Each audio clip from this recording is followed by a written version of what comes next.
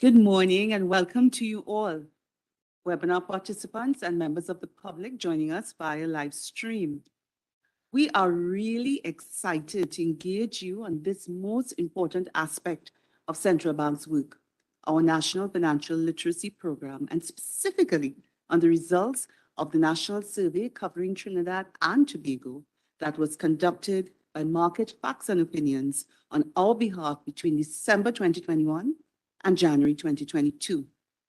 The survey had a few key objectives, and in today's session, the Governor of the Central Bank, Dr. Alvin Hilaire, will share his perspective on the significance of the NFLP and the survey, and how the results have been shaping and will continue to shape the NFLP's interventions and programs. We have the privilege of a presentation by Mr. Dan Iancola, who heads the Financial Literacy Group consulting firm that has been developing financial education programs, strategies, evaluations, and research around the world since 2009. Dan provides guidance and expertise to the National Financial Education Committee, which has been working assiduously on developing our strategy. You can look out for more of that or more on that later in this financial year. Dan will explore global best practices for national strategies and point us to critical success factors, especially in light of our survey results. Following Dan's presentation, the man of the moment, Financial Services Ombudsman Mr. Dominic Stoddard, will present key findings from the survey and highlight some differences between these results and a similar survey conducted in 2013. The full report, the full Market Facts and Opinion report, has already been posted on the NFLP website, and a link will also be posted on CBTT's website later today, so you can download it, view it at your convenience. Dominic will also focus on the way forward, the next steps in terms of NFLP's programs, interventions, and activities, now that we know the results. He will outline concrete strategic projects that will be pursued by the NFLP. This is not to say that this isn't already happening, and Dominic may mention a couple of the exciting things that we have been doing recently. We are passionate about the NFLP and about enhancing financial literacy and capability of our citizens. This morning's presentations will last for just about 30 minutes, with the Governor followed by Dan, then Dominic. After the presentations, Mrs. Christine Nanton-Winter, Assistant Manager External Relations, will moderate a Q&A session with you. So please don't spare us. Ask us all your questions, share any suggestions and comments with us. We really look forward to an engaging, interactive session. Thanks a lot again for coming and enjoy the session. Governor, I turn over to you. Thank you. Thank you, Nicole, and welcome to everyone in Trinidad and Tobago and elsewhere listening to us. Thanks for taking the time on this kind of rainy morning. As Nicole said, we are very excited to discuss these issues with you. And I will just want to talk about some background things that we are dealing with in the world. How can the economic situation be described now in Trinidad and Tobago and elsewhere? Well, I think challenging and uncertain are two very important words that characterize where we are now. We are thankfully at the endemic phase of the pandemic that has, brutalized the world for quite some time. So this is very good news. And this has been sparked by a lot of vaccinations across the world. So we have to be thankful for the healthcare workers and the researchers that have brought us to this phase. Now, this has created certain opportunities, as we know. And in terms of digitization, working from home, and efficient processes. So we have to take the good with the bad, as it were. But there are some important legacy issues that we can't ignore. One, I'll just focus on one thing, and that is education, which is important for each country, particularly in Trinidad and Tobago. We've heard that some results have been much lower than before, and I think that is something that we could expect. But it goes deeper than that.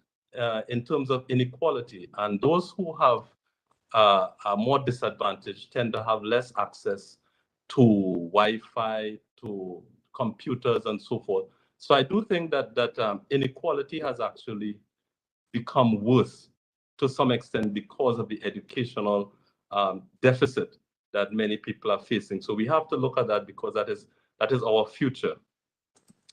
On the other hand, we have some because of the war in Ukraine, because of the demand for energy, and so Trinidad and Tobago has benefited from some windfall because of high oil prices, and this has affected positively our external accounts and our fiscal accounts. But of course, now everyone is looking at the inflationary situation. So far in Trinidad and Tobago, it has been externally generated, but we have to be watching that very carefully. We are also looking at a situation of global high interest rates because as many central banks try to tackle inflation, they have been raising the interest rates. And this presents some interesting dynamics for central bank monetary policy in Trinidad and Tobago. Behind all that, we have a threat of a global recession. Why? Because people are saying, listen, interest rates are going up. This will choke off demand. It will choke off investment. It could lead to other shocks. So we have to be aware of that. Now, Trinidad and Tobago is not singular in the world, and we could see reactions from all continents as to what is happening to inflation. In Ecuador, in Latin America, they had 18 days of violent protests, and four people were killed. In Iran, retirees are on the street because they are saying, listen, their retirement benefits are being eroded because of inflation. In Pakistan, electricity workers are also striking. And in France, you had some airport workers on strike because, again, they are saying inflation is eating away at their wages. So we are not singular. This inflation thing is hitting around the world. We are part of this situation. Now, a couple of weeks ago, a journalist asked me an interesting question. She said, well, Governor, what would you advise people to do in this challenging, uncertain situation? So I offered 3 bits of advice, which I'll share with you. The first is keep informed. People should keep informed. The current turmoil in stock markets, fluctuations in energy prices, fears about downturns in the US and elsewhere, these are not new. We've been here before. Trinidad and Tobago has gone through booms and busts and energy prices and so forth. We had a global financial situation some time ago. So a lot of these things are not really new. They might be, the configuration may be different now, but the important thing is to keep informed. Look at what is happening, try to make your own sense of it, draw the lines, draw the dots together so that you could make your own assessment of what is going on. So keep informed. The second thing is remain vigilant. People should take the opportunity to review their finances, contracts, and commitments to ensure the safety of your financial transactions, investments, and savings. Why? Well, the fact of life is that people don't always have their interests at heart. And when you're dealing with financial transactions, you have to be very, very careful. So this is an opportunity to look at the fine print, go back, check everything. You know, as Stalin said in his song, Nothing Easy, he said you have to keep a dragon eye on your things. So keep a dragon eye on your finances, remain vigilant.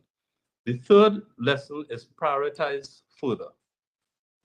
Now, we have a situation where borrowing costs are going up, maybe going up because of high interest rates, inflation, and so forth. Price of goods and services expected to rise potentially even more. So what should you do? Well, search for the best deals, develop your earning capacity on the other hand, cut out waste and unnecessary spending, and focus your finances in areas that you value the most. Now, I can't say what everyone would consider important, but you check back, see what is valuable to you, prioritize. You may not be able to do everything, but you say, okay, I need to buy this iPad. Well, okay, you think you need to buy it, you may have to sacrifice somewhere else. Or you need to go to a vacation to Tobago. You haven't gone for a long time. You need to carry the children and so forth. Go ahead, prioritize. Or perhaps it's your birthday, and you know that lobster roti that you wanted to get all the time. Well, you could get it this time. You might have to give back something else. So the lessons: keep informed, keep vigilant, prioritize further. Now, we are talking about National Financial Literacy Program. I think the program can help in giving you information, in helping you to remain vigilant and so forth. And so today's Dan and Dominic will get into more details, which I wouldn't bother to go into at this stage. But listen carefully and let's see how we can help. I think one of the things that we do want to emphasize this year is focus more on the credit unions and credit union membership. Well, now we have about 129 credit unions in the country. 600,000 members. This is a lot. If you calculate it in terms of the percent of the fully vaccinated population, you talk about 84%. So there's a lot of people. For many people, this is their only inroad into financial transactions. They trust the credit unions, they put their money with them, they are part of it, and then they think that the credit unions may give them better deals and be more sensitive to their situation. So they may just get their loans, they may put their savings, and they put their children's welfare also in the hands of credit unions. So we want to focus a lot on credit union members this year. So that's all I have to say by way of introduction. Dan and Dominic will get into the fine details, but I thank you for listening, and I look forward to a healthy and open discussion. Thank you very much.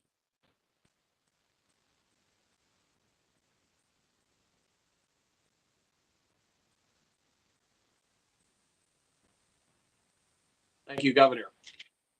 It's an honor to be back virtually anyway to the Central Bank and to Trinidad and Tobago.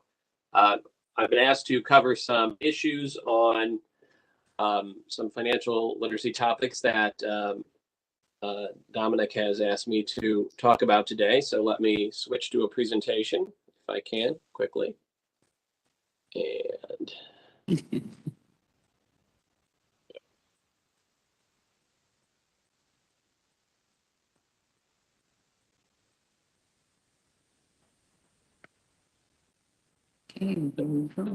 there we go. So first, we're going to go over a few five quick topics. The best practices for national strategies, critical success factors for programs, COVID, what have we learned, what have we relearned that we probably already knew but just didn't do, populations who can benefit from increased financial capability, and then the best way to measure it. The OECD has put out high-level principles for what every national strategy should have. So at a minimum, a national strategy should look at existing programs. You don't want to have overlapping, you don't want to have duplication. So looking at existing programs, seeing what you have, seeing what is missing. A national assessment, and it looks like in a few minutes, we're about to check the box on that. This helps determine the needs of the population.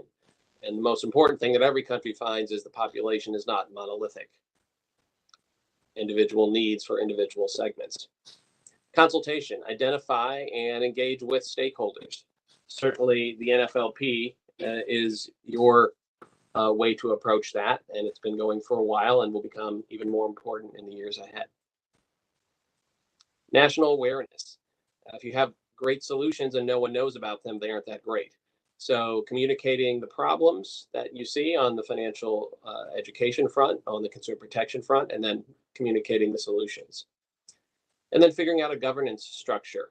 So building and maintaining an infrastructure of coordinated sustainable action, not just within government, but across sectors.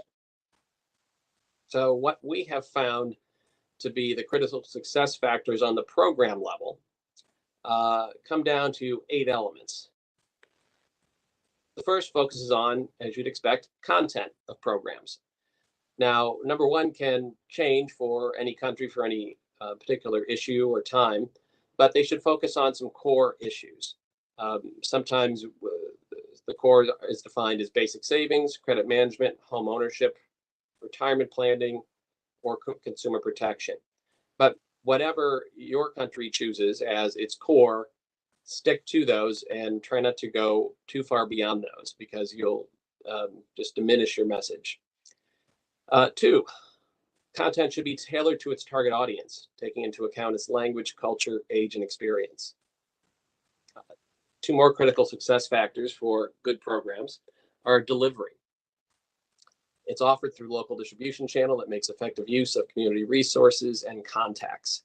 It's about being integrated into your community and being able to see the world as your target sees it, as the person you're trying to help sees it. Then follow up with participants to reinforce messages and ensure that participants are able to apply the skills taught.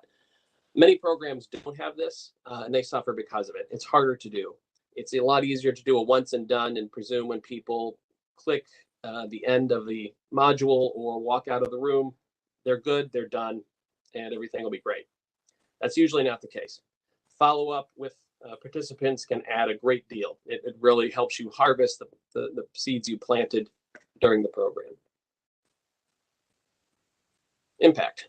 Establish specific program goals and uses performance measures to track progress towards goals. This is important for obviously to improve your program, but anyone funding this or managing it wants to make sure that they're having an impact. And number 6 is demonstrating a positive impact on the participants' attitudes and knowledge and behavior through testing, surveys, or other objective evaluation. So it's easy to test knowledge. Attitudes and behavior are also things that should be tested as well. And I know the survey looked into that, and Dominic will be telling us that. So hitting all 3 of those is very important, because if you have the knowledge and you don't have the attitude to implement that knowledge or into good behavior, then it was all for naught. Last 2 critical success factors are sustainability. Something's great today and it's not there tomorrow, it's really not any good. You can't benefit from word of mouth if the person that you refer the program to can't find the program when they go there. So you want to make sure it's sustainable. And the way to do that is to make sure it can be easily replicated on a local, regional, or national basis so as to have broad impact and sustainability, and is built to last. Some factors that contribute to that are continuing financial support, legislative backing, or integration into established course of instruction. COVID. Some of these are obvious, some are not. Clearly, many more things are being done in the financial capability space through technology. Providers are offering programs, and people are more ready to accept them in this format. Of course, as was mentioned, if you don't have the technology to interact that way, that's going to be a hindrance. Programs must be modified. So a lot of people will tend to think that they can just take the program they would have done in a classroom, do it in front of a camera, and expect the same positive outcome. That's not the case. I like to say remote teaching does not necessarily mean remote learning. There are lots of things that are different in a context that where I'm coming to you now than if we were in the same room, and that certainly applies to financial literacy. Financial fragility. We have begun to focus on this, countries have, which is a positive thing. It's a shame it took a pandemic to do it, but we've been tracking these numbers for years, which is basically the idea of how you can cover, how any individual can cover some sort of surprise expense. If it exceeds a certain amount of money, how can you cover it? Would you be able to take it from savings, which we hope is the right answer and means you're less fragile? Or do you have to go to some sort of lender that may not be offering you good terms? Maybe you need to borrow from family, whatever it may take. So that's a measure of financial fragility, and many countries in the world do it. I see that there's a measure in your recent report that covers that topic, but that's something we need to be paying attention to, policymakers and practitioners alike. Emergency savings. The idea of saving for a rainy day might seem trite, but it's important. Of course, the pandemic was a little longer than a day, so it tested everyone's ability to get through tough times. And then benefit awareness. This is sometimes the forgotten topic in financial education. Governments put forward ways to help people. Sometimes they're complicated. Sometimes the money comes directly to you. Sometimes you have to jump through a few hoops to get it. And that's where they lose a lot of people. So financial educators can really help populations by just getting them aware and helping them apply for any benefits the government is trying to give to them. keep on time, let me pick up the pace a bit. Here's populations who can benefit. These are the ones you'd expect. Entrepreneurs, small and micro enterprises, economically vulnerable, low-wage workers, seasonal workers, and students. Here's what you might not expect. Oh, pensioners, of course, yes. Unexpected groups would be teachers. You can't give what you don't have. We can't presume that teachers know about financial literacy if they themselves are never trained on it. And we see that the world over. And they're certainly not going to be able to transmit this to students if they don't understand it. They won't have the confidence to do it. Imagine being asked to explain something to someone else and you don't understand it in the first place. So we've actually done research to show that when teachers are trained on their own abilities to manage money, they will be more likely to bring it into the classroom and more effective in doing so. So they're an essential link that are frequently forgotten. Adult children of pensioners. As we get older, research shows that we are more likely to be subject to fraud. Adult children sometimes want to give their parents a lot of independence, and that's great, but they do need to make sure that they're not being taken on some sort of bad or fraudulent venture. Because they become more trusting, and the research shows they screen out less as they get older.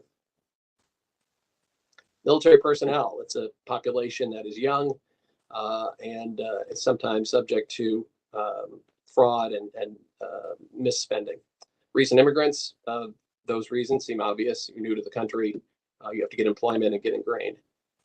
Prisoners, if we want them to be a functioning member of society when they get out and not end up back in, equipping them with financial literacy skills is valuable, and we've seen program practitioners do that. The best measurements, a quick and easy way to think of them, are 3 levels. A bronze medal, when you're measuring a program, it's passive. It says how many people attended, took the materials, visited the website, experienced the webcast or podcast. We had so many people come to this, and so that is a measure, but only gets the bronze. The silver is going to test how smart or capable you were coming in the door, and then test you again coming out of the door. And hopefully you learned more. You learned something when you were there. And that's true of a module or whatever, even if it's in person or online. The best one, of course, is using a control group and randomizing subjects, known as randomized controlled trials. We're starting to see that creep into the financial literacy space, and that's a great thing. Because it is more expensive, but then you get a good example, because whenever you get a number, the question you have to ask is compared to what? And the randomized controlled trials gives you a great comparison. So I'll stop there and be happy to take questions.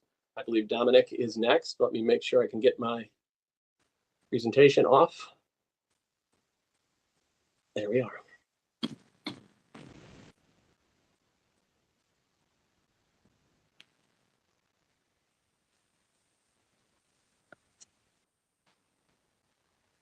Hi, good morning and welcome. Today we have a lot to unpack, so I'll just get straight into it.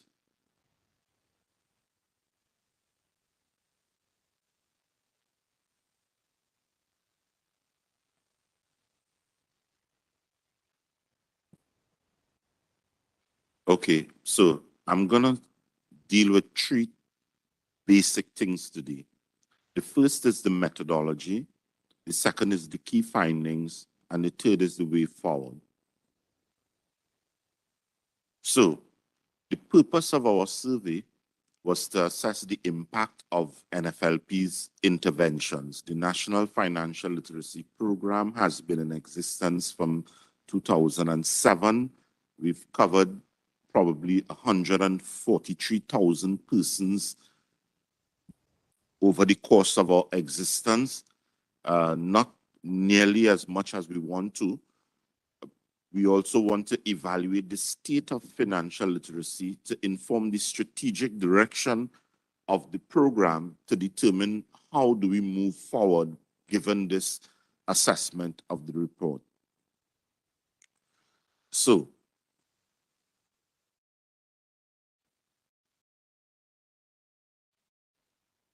in previous surveys, we looked at the knowledge of financial products and services, the ability to make ends meet, and planning ahead for your financial future. In the current survey, we focused on the knowledge of financial products and services, the ability to make ends meet, and planning ahead. In previous surveys, the one that we conducted in 2007 and the one in 2013, we had face-to-face interviews. The context was positive growth, low unemployment.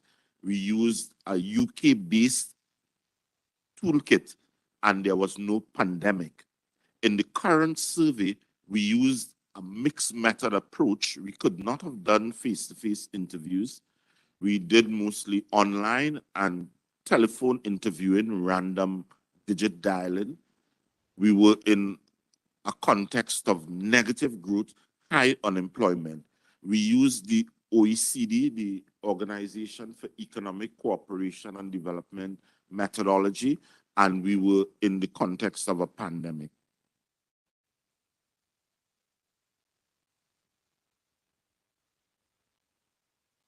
Okay. Okay, so in 2007, we did just under 1,000 persons 16 years and over.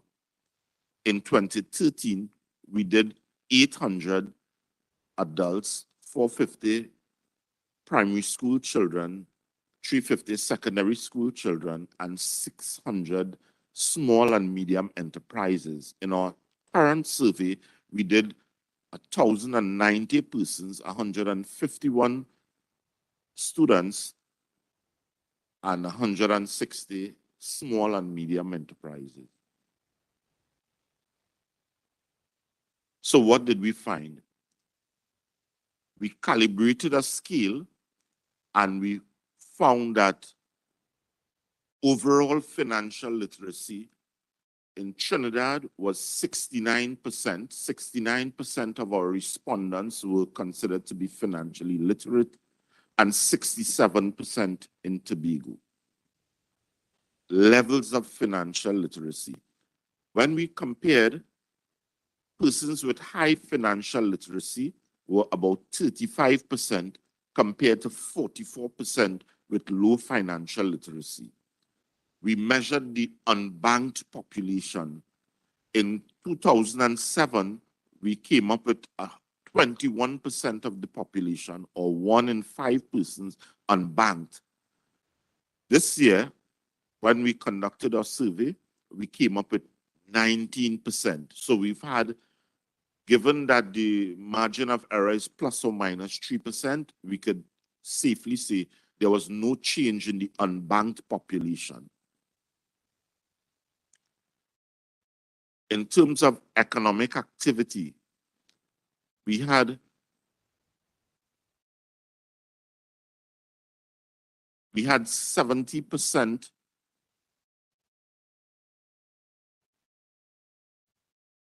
of persons who were financially literate. The persons with lowest financial literacy were found to be between 18 and 24 years old. They are our younger population. The highest level of education would have been a Form 3 education, and they were generally from lower socioeconomic groups. The persons with highest financial literacy were found to be over 35 years of age. They were in a higher socioeconomic grouping, and they had basically tertiary level education. Of the components that we measured, knowledge, behaviors, and attitudes, the lowest scores were obtained for financial knowledge. It tells us that we need to make people more aware. The population needs to be more knowledgeable about financial products and services. 2 out of 3 household earnings were negatively affected by the pandemic. So we had 39% of the population being affected by reduced earnings during the pandemic, 24% lost, they had temporary job losses, 20% permanent job losses, and 45% reported that they were unaffected. In terms of indebtedness, 27% of our population were carrying debt burdens beyond what they could comfortably manage. That's just over 1 in 4 persons. The drivers of financial literacy were financial knowledge, making ends meet, and higher concerns for positive financial behaviors. Financial fraud. We've had incidents in the recent history. In our survey, it was reported that 35% of adult respondents fell victim to financial fraud. 35%. 19% reported that they have participated in what turned out to be a pyramid scheme, a Ponzi scheme, and 43% have never experienced financial fraud. Just look at the number. 35% of our adults have been defrauded in one way or the other. Use of digital products. 62% of our respondents told us that they use at least one digital banking service, either online, mobile app, digital wallet, what have you. Digital adopters, or people who engage in online and digital banking services, were typically above the age of 45, and 69% of our respondents said that they were aware of crypto assets, Bitcoins, what have you, but only 5% invested in them. SMEs, 40% of our small and medium enterprises said that they prepare financial statements annually. 32% agreed that business objectives were reasonably on target, and 37% felt that it was not on target. Of our students, 70% of our 10 to 17-year-olds expend their money on snacks. 33% of the students make a list of items they wish to purchase, and we found that mostly females stuck to their commitments. Whatever they planned, they made a list and they kept it in focus. So I'm just going to talk about the way forward. The survey told us that only 9% of the respondents heard about the National Financial Literacy Program. That's a very low number. It means that we therefore need to focus on building awareness about our program. We also want to build capacity internally, so as people respond to our program more, we have the ability. We want to do a comprehensive overhaul of our content using digital products and services and detecting and avoiding fraud. That's something we want to ensure that the population are able to identify fraudulent practices and keep away from them. We want to maintain modules on budgeting, planning, savings, and explicitly include coping strategies. Given that 39% of the population were affected by the pandemic negatively, we want to ensure that we include in our programs coping strategies. We want to conduct at least one entrepreneurial workshop per quarter, assisting potential small businesses. We want to develop and disseminate content specifically designed to treat with choosing appropriate credit products. We found that a lot of people were indebted and were not able to use credit products effectively. We want to target parents and other non-traditional stakeholders to support the student population and we want to liaise with the Chief Education Officer to get financial literacy as part of our program. One other thing that we found, when you open a basic savings account, they give you a whole list. It's like 4 legal size pages with fine print to read. A lot of people don't read it. What we want is to have a conversation with the Inspector of Financial Institutions to focus on minimum mandatory disclosure. If you take out an insurance policy, if you open an account, there are some basic things that we think that you ought to know, and it must not be lost in the fine print. We want to implement a more structured program of advertising and promotion to increase awareness of our program, and we want to develop interactive tools on budgeting, investing, risk management for use by target population segments. And by these non-traditional populations, we're talking about people with irregular income. We want the Calypsonians, the fisher folk. We want these people to understand financial literacy and to be more capable in terms of their financial decision making. We want to work along with government agencies, especially programs where the government provides financial support. We don't think that anybody should receive government money without understanding how to use it properly. We want to establish a game series with appropriate incentives to promote awareness. We want to develop a policy to govern NFLP services to ensure that we're hitting the correct target populations. And there are a few things that I think we all need to understand. The first thing is awareness about the financial literacy program. The second thing is the shift in mindset away from looking for jobs and understanding that you can create jobs for yourself. We want to make sure that every citizen of this country is financially capable, can make appropriate decisions concerning their financial affairs, and we want to ensure that citizens make appropriate choices regarding their money to ensure long-term sustainability and less dependent on services from government and that kind of thing. Thank you for your attention, and I'll pause now to take any questions that you may have.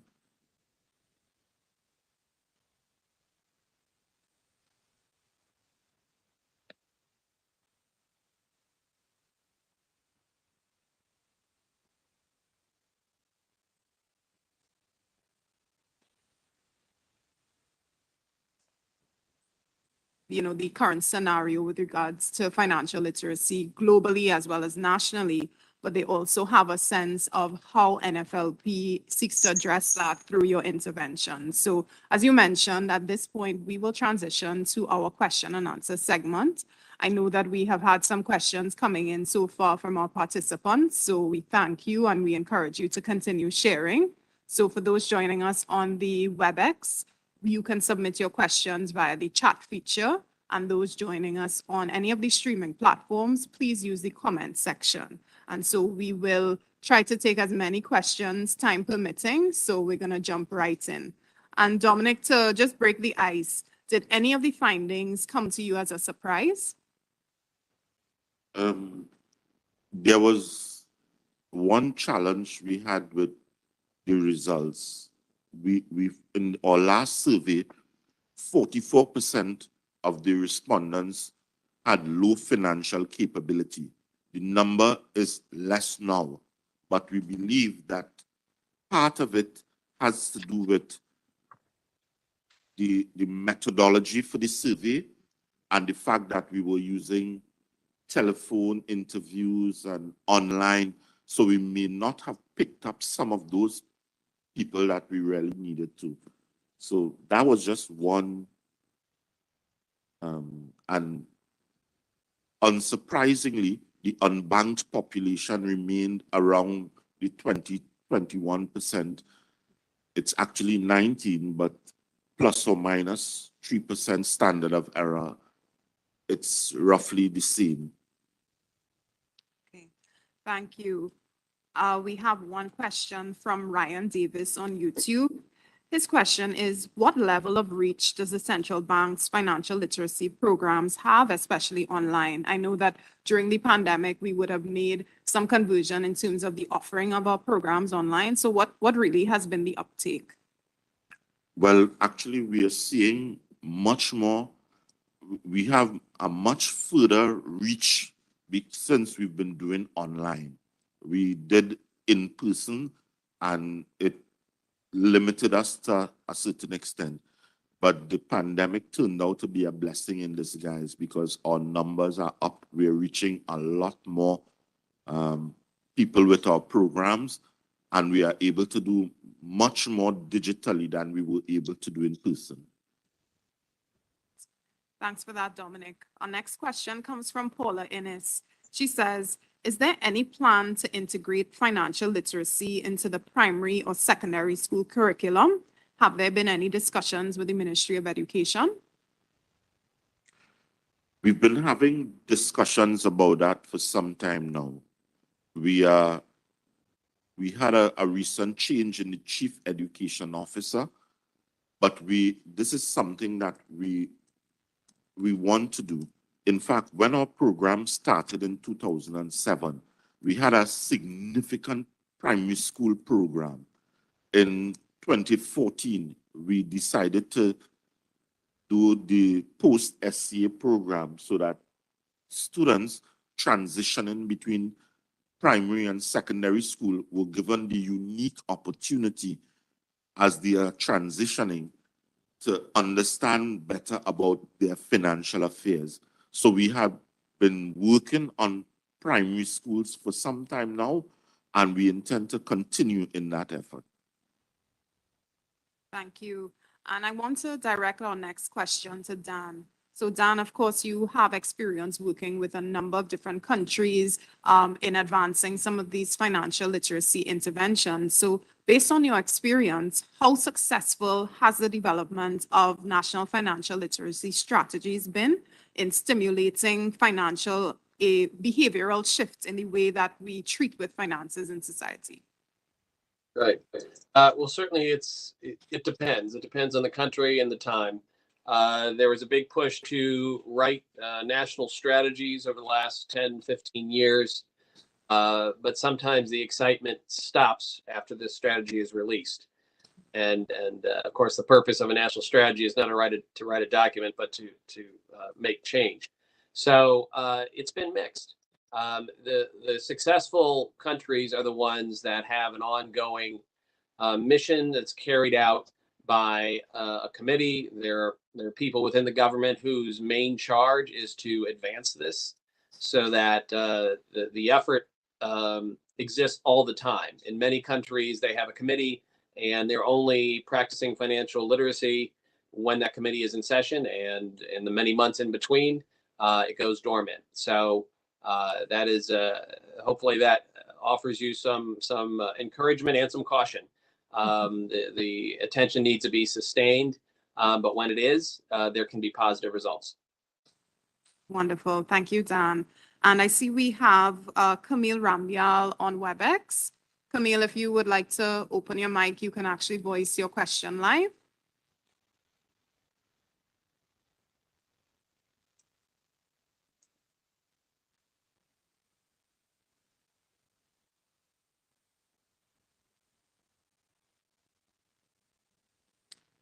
Camille, you can go ahead if you wish to place your question.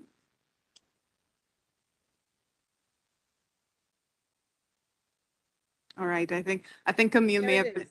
Okay, great. Morning. Good Good morning. morning, everyone, and thank you for this opportunity. I must say the presentations have been excellent so far. And I want to say again, it is a pleasure being part of this program from the very beginning, 15 years ago, and the growth that has occurred. So thank you very much. So my question is really with regards to the banking process. And I really am very excited to hear that Dominic has said that he really wants to influence banks with regards to their mandatory requirements. I'm also saying, though, is there a way, Dominic, that you can also look to influence them with regards to the process that they use to open a bank account? Because right now you have to go in, first you have to make an appointment and you have to wait months to get this appointment. And then after you make the appointment, then you most times have to go in and wait hours as well to be attended to. The whole banking experience really, frustrates people, whether they are literate, whether they're illiterate, whether they are financially literate or not. So is there some way the central bank and the NFLP can look to influence banks in looking at reviewing their internal processes to make it easier for persons to want to go in and open a simple thing as a bank account? Yeah, the central bank has influenced the process.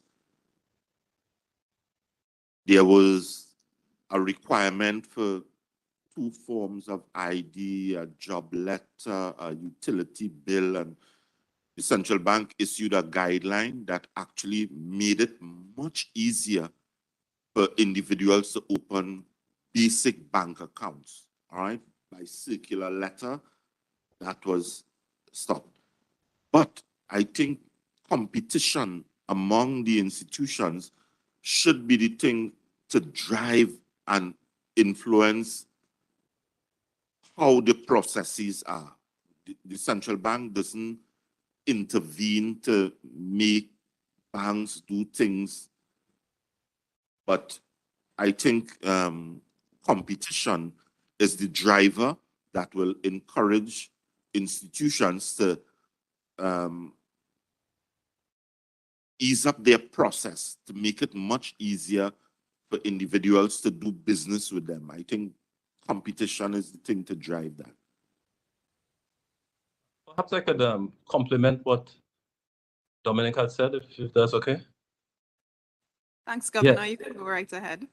Yes, thanks. Recently, we met with the Confederation of Regional Businesses, and they pointed to a similar observation, but they were focused on small and medium-sized enterprises, particularly the very small single-person enterprise, and said it was very, very difficult for someone to open an account. So we took that feedback and we shared it with the commercial banks. I think what Dominic was referring to was a circular that we had issued in September, making the conditions for opening an account much more easy for people to do.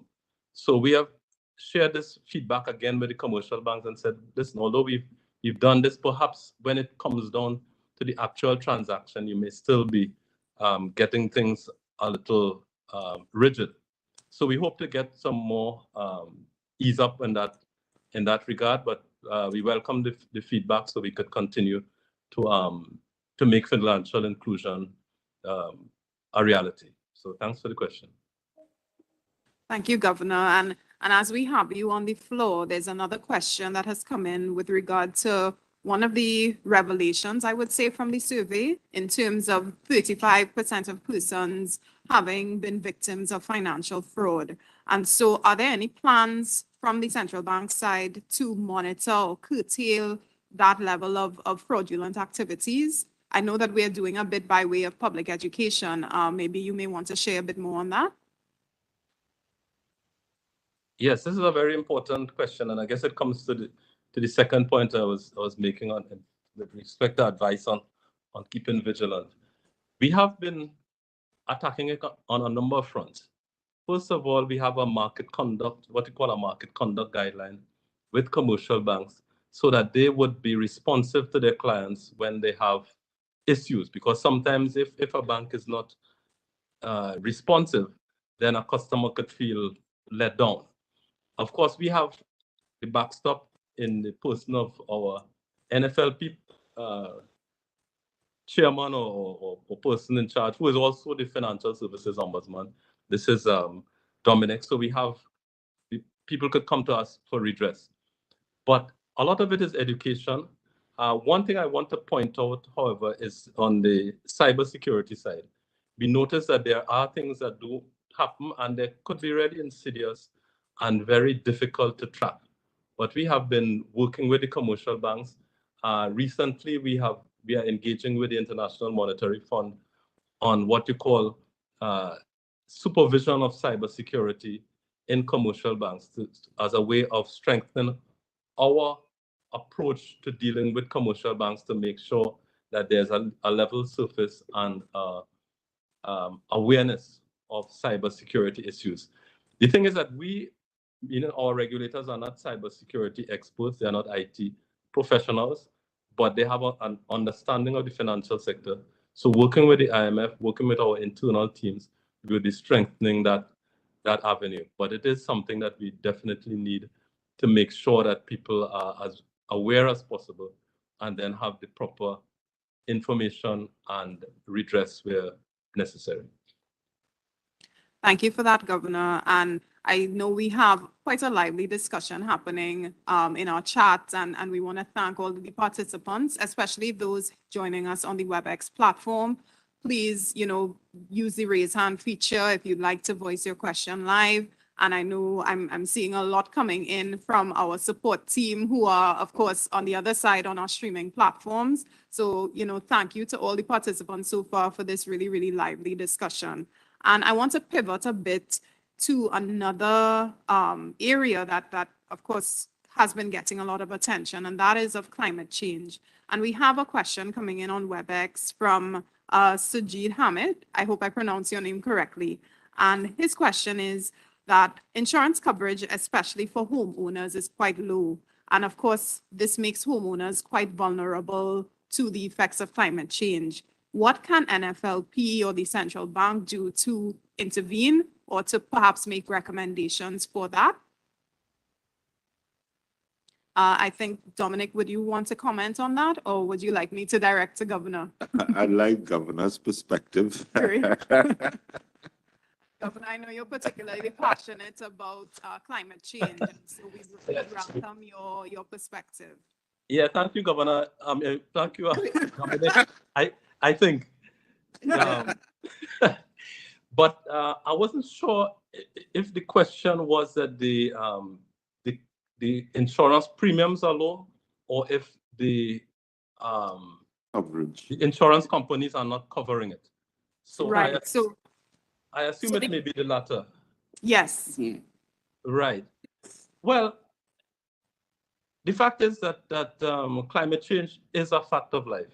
It is something that we are seeing throughout. We are seeing it in the reefs in Tobago. We are seeing it in Trinidad. We've seen the weather patterns, and we are seeing the rising sea levels.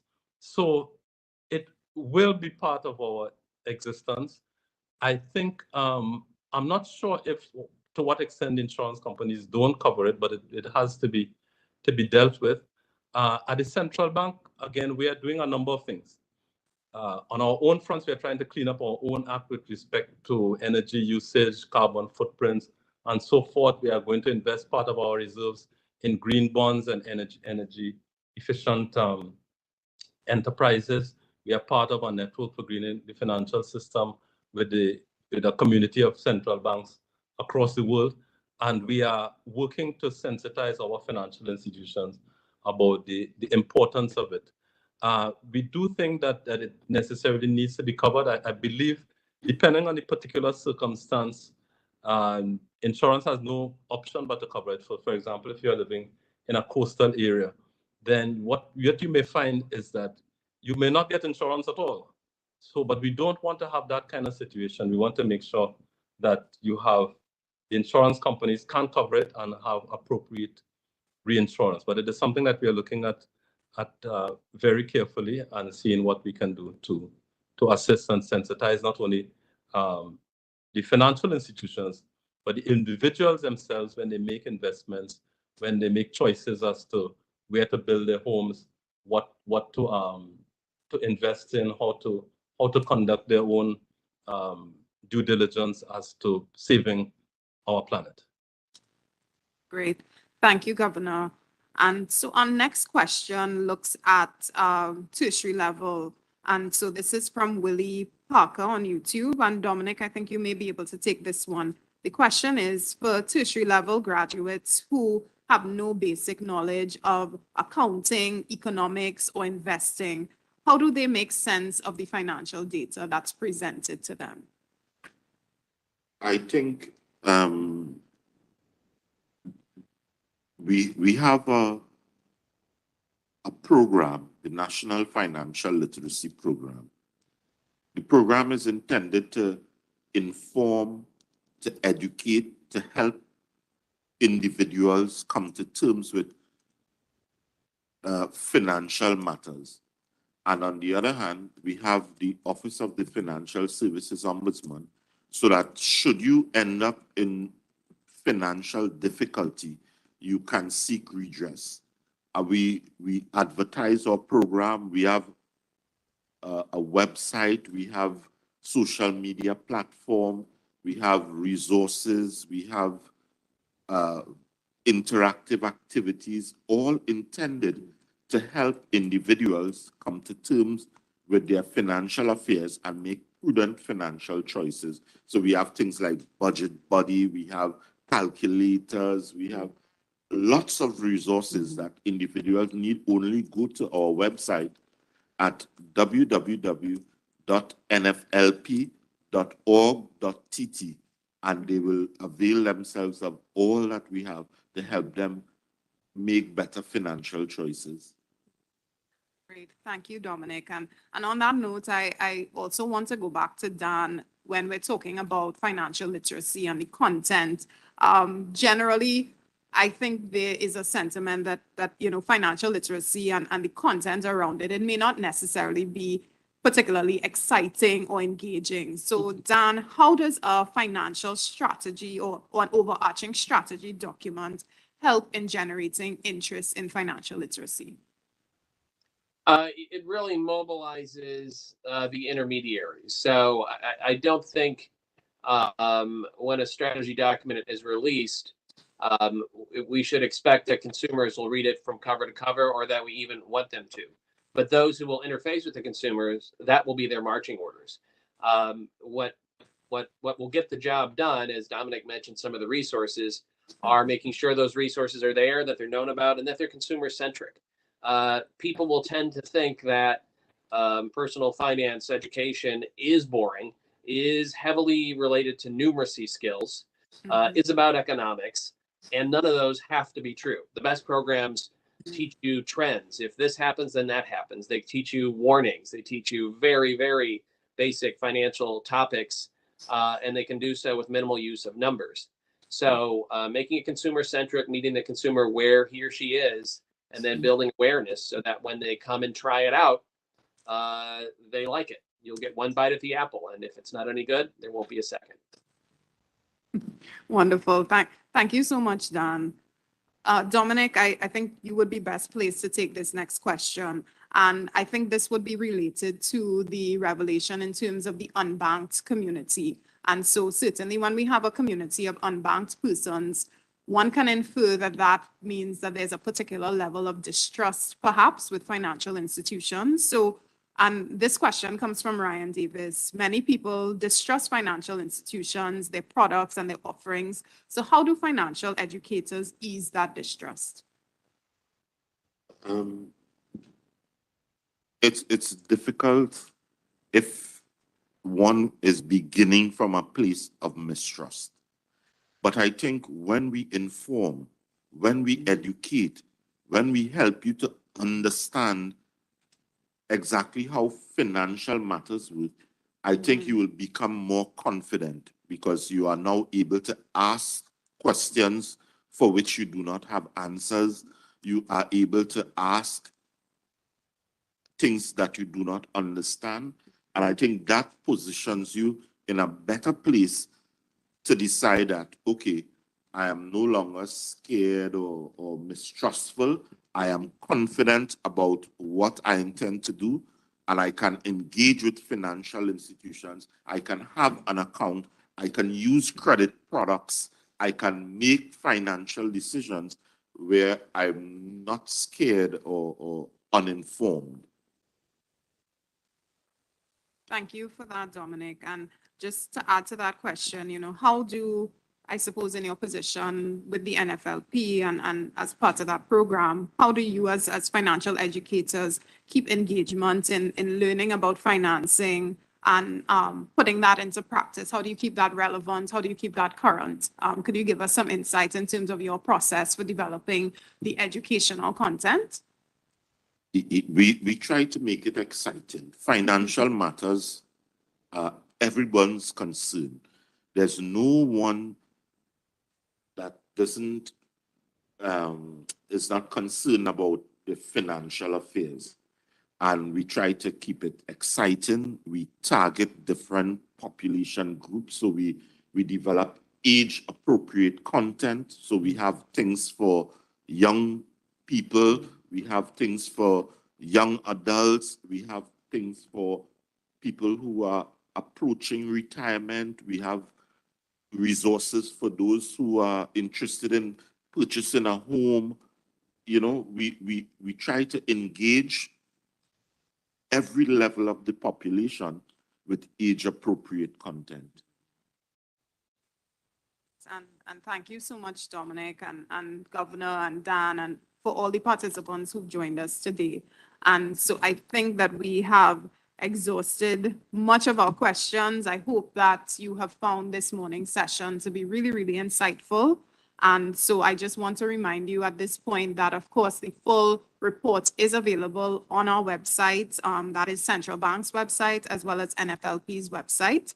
And so we thank you for joining us this morning. We thank you for your insight. We thank you for the discussion. And we look forward to your continued collaboration as we, of course, take the findings of this year's survey further and we move out into our communities. Thank you, everyone, for joining us. Thank you. All right.